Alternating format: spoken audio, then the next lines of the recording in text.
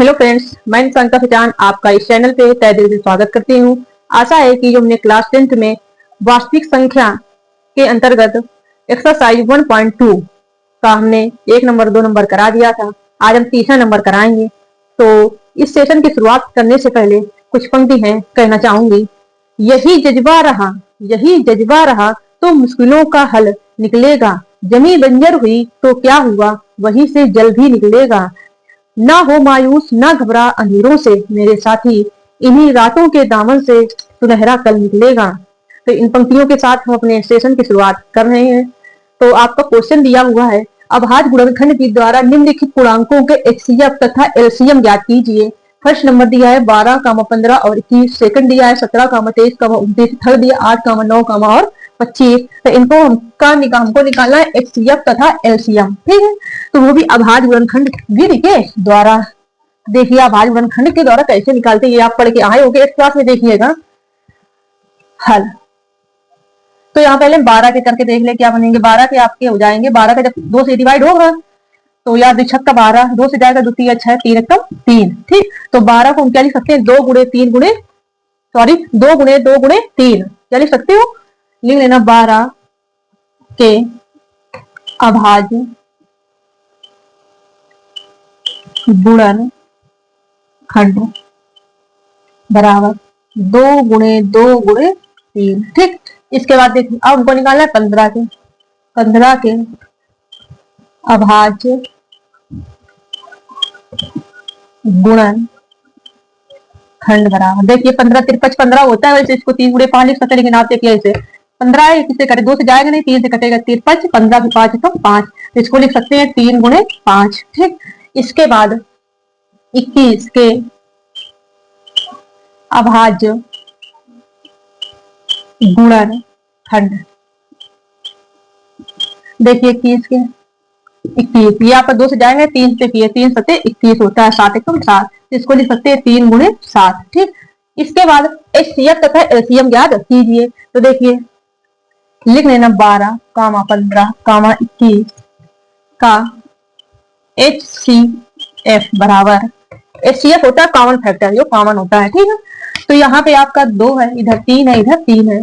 3 देखिए सब ये 3 इधर है, ये 3 है, ये 3 इधर है, अभी आप इसका एचसीएफ कितना आ जाएगा, 3 आ जाएगा। ठीक, इसके बाद देखिए लासा 12, 15, 21 का एलसीएम।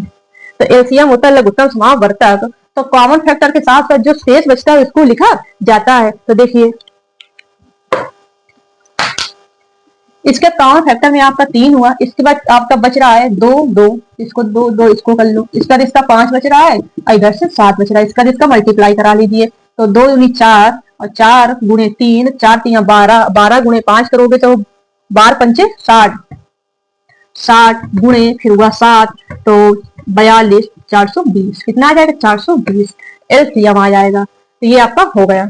इसके बाद देखिए इसका हल। देखिए हल, इसको भी ऐसे ही करना है, लिख लेना 17 के अभाज्य गुणन खंड बराबर 17 दिया, 17 इसे डिवाइड हो जाए, 17 एकम 17 और किसी से डिवाइड ही नहीं होगा, तो इसका तो 17 ही आ जाएगा, 17 गुणे 1 कर लेना। ठीक, इसके बाद 23 स्वयं से डिवाइड होगा, तो 23 के अभाज्य गुणन खंड 23 गुणे 1, इसका 29 के अभाज्य गुणन खंड बराबर 29 गुणे 1। ठीक, इसके बाद हमको निकालना है एचसीएफ और लासा। तो लिखना 17, 23, 29 का एचसीएफ कॉमन फैक्टर। इसमें जब कुछ कॉमन है, एक कॉमन होता है, एचसीएफ कितना आ जाएगा, 1।